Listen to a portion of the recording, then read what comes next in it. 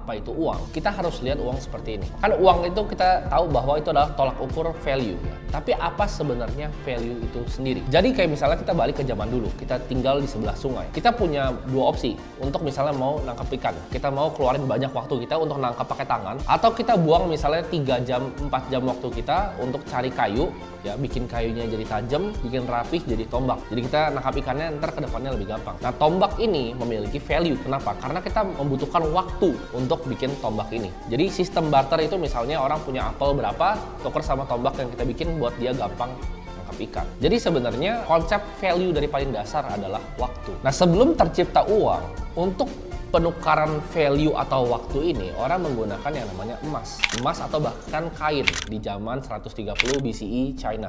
Jadi waktu itu masih zaman di Cina pakai kain. Tapi akhirnya ini kita menggunakan yang namanya emas. Dulu sempat juga pakai garam. Yang paling lama yang standard test of time itu adalah logam mulia atau emas. Nah, tapi pertanyaannya kenapa dari emas itu bisa berubah ke uang kertas ya? Kenapa dari emas bisa berubah ke fiat? Karena kalau misalnya gini, kita mau beli kopi deh. Kita mau beli kopi itu harganya 1 keping emas. Tapi 1 keping emas itu value terlalu tinggi untuk secangkir kopi. Jadi yang dilakukan apa? Tercipta bank pertama itu karena kepingan emas itu ya dititipin di bank. Terus mereka keluarin note. Mereka keluarin note bahwa satu kertas ini menjamin kalian punya 1/10 dari kepingan koin tadi. Ya, jadi 1/10 ini bisa dipakai untuk beli kopi. Karena kalau tukar sama 1 keping terlalu banyak kan. Jadi dia bikin ini adalah perjanjian, ini kalian punya 1/10 dari emas kepingan tadi. Itu diciptakan uang kertas itu pertamanya karena kayak gitu. Jadi uang itu pada konsep dasarnya itu adalah sebuah store of time. Contohnya apa? Kalau misalnya gini, kita mau beli makanan ya, kita mau beli makanan dari Gojek. Kita keluarin uang untuk bayar drivernya, kita keluarin uang untuk bayar makanannya. Makanannya kita bayar ke restoran